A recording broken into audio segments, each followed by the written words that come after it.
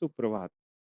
इस क्लास में हम लोग देखेंगे एक बहुत ही इम्पोर्टेंट टॉपिक, थ्योरी और प्रैक्टिकल दोनों के पॉइंट ऑफ व्यू से, provision applicable in absence of partnership deed. यहाँ एक वर्ड है प्रोविजन और इसके साथ एक वर्ड लगा हुआ है एब्सेंस ऑफ पार्टनरशिप डीड। इसका मतलब क्या हो गया कि लास्ट क्लास में हम लोग पढ़े थे कि पार्टनर्स के बीच में एग्रीमेंट होना मस्ट है। ये एग्रीमेंट या तो ओरल हो सकता है या तो रिटेन हो सकता है, और रिटेन एग्रीमेंट जिस डॉक्यूमेंट पे लिखा जाता है उसको हम लोग बोलते हैं पार्टनरशिप डीड।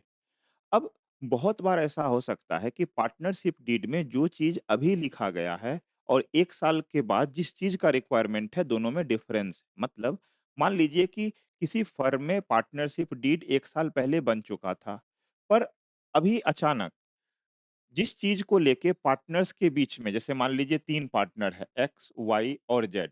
ये तीनों पार्टनरशिप डीड में हर चीज लिख चुका था अपने हिसाब से। लेकिन 1 साल के बाद उन लोगों को आपस में प्रॉफिट बाँटना था, और प्रॉफिट कैसे डिस्ट्रीब्यूट होगा, इस चीज को वो लोग 1 साल पहले अपने पार्टनरशिप डीड में कहीं लिखा ही नहीं था। समस्या क्या आएगा कि एक्स वाई जेड तीनों को पार्ट प्रॉफिट बाँटना है, और प्रॉफिट कैसे बाँटना है या उनका प्रॉफिट शेयरिंग रेशियो क्या होगा, वो पहले से डीड में लिखा ही नहीं है। तो इसके लिए पार्टनर्स के बीच में डिस्प्यूट होगा, और उस डिस्प्यूट को सॉल्व करने के लिए पार्टनरशिप के कानून में ही कुछ चीज़ लिखा गया है जिसको हम लोग प्रोविज़न के नाम से जानते हैं। पर ध्यान दीजिएगा कि ये प्रोविज़न तभी अप्लाई क करना है या एप्लीकेबल होगा जब इनमें से कोई भी चीज़ डीड में ऑलरेडी प्रेजेंट नहीं हो। इट मीन्स अगर पार्टनर्स के बीच में प्रॉफिट को डिस्ट्रीब्यूट करने के रिगार्डिंग कोई डिस्प्यूट अराइज हुआ है अभी, और प्रॉफिट कैसे बटेगा वो अगर 1 साल के पहले इस डीड में ही बनने के टाइम लिखा हुआ है कि 2:1:1 के बेसिस पे प्रॉफिट पार्टनर में बटेगा, तो हम लोग इस प्रोविजन को उस केस में नहीं पढ़ेंगे।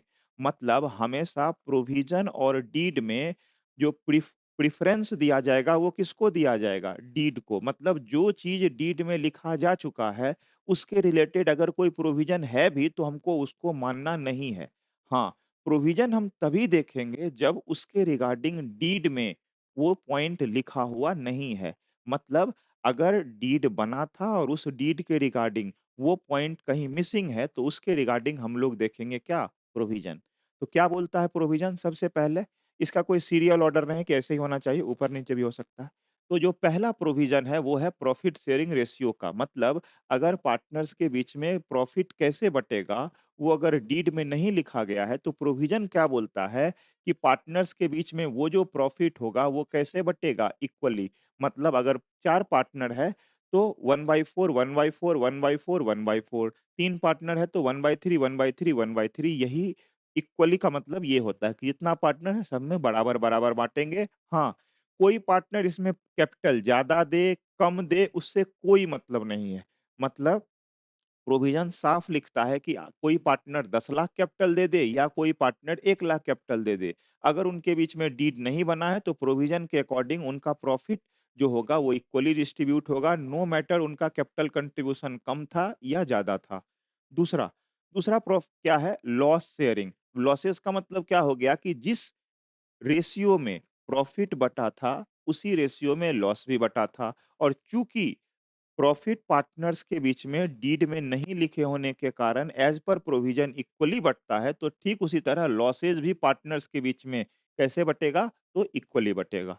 तीसरा है interest on capital. Interest on capital का मतलब क्या हो गया? पार्टनर के द्वारा लगाया गया कैपिटल पे फर्म के द्वारा पार्टनर को एक ब्याज मिलता है जिसको हम लोग बोलते हैं इंटरेस्ट। तो प्रोविजन क्या बोलता है कि किसी ही पार्टनर को अगर डीड में कुछ नहीं लिखा गया है तो एज पर प्रोविजन कोई भी इंटरेस्ट पेबल नहीं होगा, ना तो इंटरेस्ट पेबल होगा, ना पार्टनर के द्वारा किए गए ड्राइंग पे उन पे इंटरेस्ट चार्ज किया जाएगा। अब ये एक इम्पोर्टेंट पॉइंट है, इसको ध्यान से देखिएगा। ये इंटरेस्ट ऑन पार्टनर्स लोन। अब इंटरेस्ट ऑन पार्टनर्स लोन का मतलब क्या हो गया कि जैसे मान लीजिए एक्स वाई जेड 3 पार्टनर था। इन लोगों को ना कुछ रुपया का आवश्यकता पड़ा। लेट्स सपोज कि इन लोगों को 5 लाख रुपया का आवश्यकता पड़ा। तो एक्स वाई जेड में से ना जेड नाम का जो पार्टनर है वो लोग बोला क्या कि हम लोग बैंक से बाहर लोन क्यों लेंगे? मेरे पास रुपया पड़ा हुआ है। हम हम ही खुद का रुपया इस फर्म को एज़ ए लोन दे देते हैं। ध्यान दीजिएगा, जेड कैपिटल भी दे सकता है, पर जेड कैपिटल अभी नहीं दे रहा है 5 लाख, जो कैपिटल दिया होगा तो शुरुआत में दिया होगा। पर अभी जो जेड 5 लाख रुपया दे रहा है, वो एज़ ए कैपिटल नहीं दे रहा है, जेड वो 5 लाख रुपया एज़ ए लोन दे रहा है, किसको? फर्म को। अब पार्टनरशिप के प्रोविज़न में क्या लिखा गया है कि अगर शुरुआत में डीड के बनने के टाइम पार्टनर को उनके द्वारा दिए गए लोन पे क्या इंटरेस्ट मिलेगा, अगर वो पहले से डिसाइडेड नहीं भी है, तब भी एज़ पर प्रोविज़न पार्टनर को उनके द्वारा दिए गए लोन पे 6% सिंपल इंटरेस्ट, मतलब मैथ्स में पढ़े होंगे सिंपल इंटरेस्ट, कंपाउंड इंटरेस्ट, तो यहाँ कंपाउंड वाला बात नहीं, यहाँ क्या है सिंपल इंटरेस्ट। मतलब 6% पर एनम के रेट से पार्टनर्स को उनके द्वारा किए गए लोन के कंट्रीब्यूशन पे इंटरेस्ट दिया जाएगा। ये प्रोविज़न बोलता है। इसका मतलब 1 साल के बाद जेड को ये जो 5 लाख रुपया जेड दिया था फर्म में एज़ ए लोन, इस 5 लाख रुपया का 6% एज़ ए इंटरेस्ट जेड को पेमेंट होगा। चाहे एक्स वाई इस पे एग्री करें या ना करें। क्यों? क्योंकि ये चीज़ प्रोविज़न में लिखा हुआ है। हाँ, अगर मान लीजिए इसी चीज़ के रिगार्डिंग पहले से ही डीड में लिखा है कि किसी पार्टनर को उनके द्वारा दिए गए लोन पे 8% इंटरेस्ट मिलेगा, तो हमेशा क्या बोले थे कि हमेशा प्रिफर्ड या प्रेफरेबल चीज़ कौन-सा होगा? डीड। अगर डीड में लिख दिया 8% तो हम 8% ही देंगे, जब डीड में लिख दिया तो प्रोविज़न देखने का आवश्यकता नहीं है। प्रोविज़न देखने तभी आएँगे जब डीड में उसके रिगार्डिंग वो चीज़ या तो लिखा नहीं गया है या वो चीज़ साइलेंट है। ठीक? अब सैलरी और रेम्युनरेशन टू पार्टनर, मतलब पार्टनरशिप में अगर डीड में कुछ भी नहीं लिखा गया है तो एज पर प्रोविजन पार्टनर को ना तो सैलरी मिलेगा और ना रेम्युनरेशन मिलेगा किसी भी पार्टनर को। और आखिरी में है admission of a new partner, मतलब अगर किसी फर्म में कोई नया पार्टनर आना चाह रहा है तो उस नए पार्टनर के आने के लिए हर पार्टनर जो पहले से मौजूद है उस फर्म में, सबका सहमति मतलब कंसेंट होना क्या है ज़रूरी है। मतलब अगर 10 पार्टनर में से 9 एग्री है, पर 1 पार्टनर एग्री नहीं है किसी के आने के लिए, तो वो person as a partner firm में नहीं आ सकता। सबों का एग्रीमेंट या कंसेंट होना क्या है? ज़रूरी है। तो ये था हमारे पास provision applicable in absence of partnership deed, पर हम ब दोबारा बता दे रहे हैं। इनमें से कोई भी पॉइंट तभी एप्लीकेबल होगा जब डीड में उसके रिगार्डिंग कोई भी डिस्कशन नहीं हुआ है।